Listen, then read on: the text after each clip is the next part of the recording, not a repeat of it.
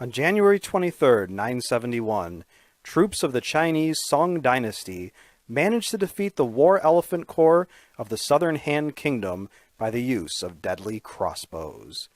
In those days, elephants were the equivalent of today's tanks and were a fearsome and seemingly unstoppable force on the battlefield. There's nothing else like warrior pachyderms until tanks were introduced in World War I.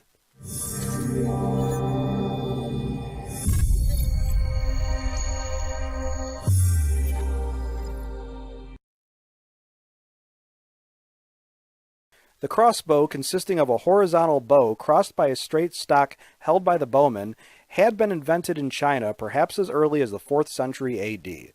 The string would be held back by a lock and trigger mechanism that, when released, would launch the bolt or arrow. These could range in size from one-hand pistol-type weapons up to giant ballista siege weapons that could launch giant bolts, sometimes several feet long and up to nearly 200 pounds, against fortifications. These were much more precise than other types of ancient artillery, such as the catapult or trebuchet.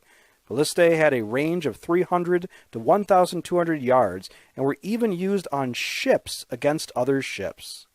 The advantage of the crossbow is that once the bowstring is set, the bowman does not have to struggle to hold the string back, but can wait until he is properly aimed to release the bolt.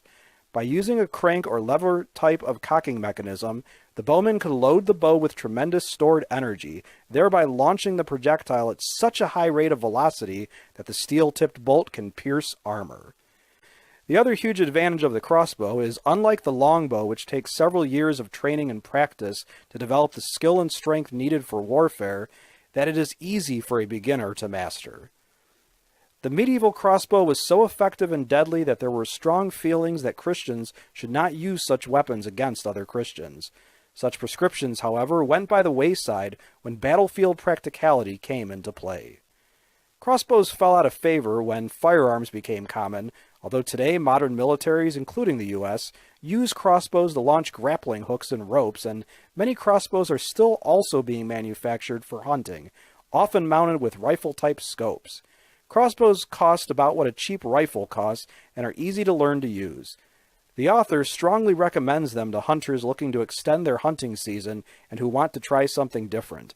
The author has taken 2 white-tailed deer with a Horton crossbow and can attest to their effectiveness and accuracy. Toy crossbows are even available for early exposure for future hunters. As a question for my students, have you ever used a crossbow?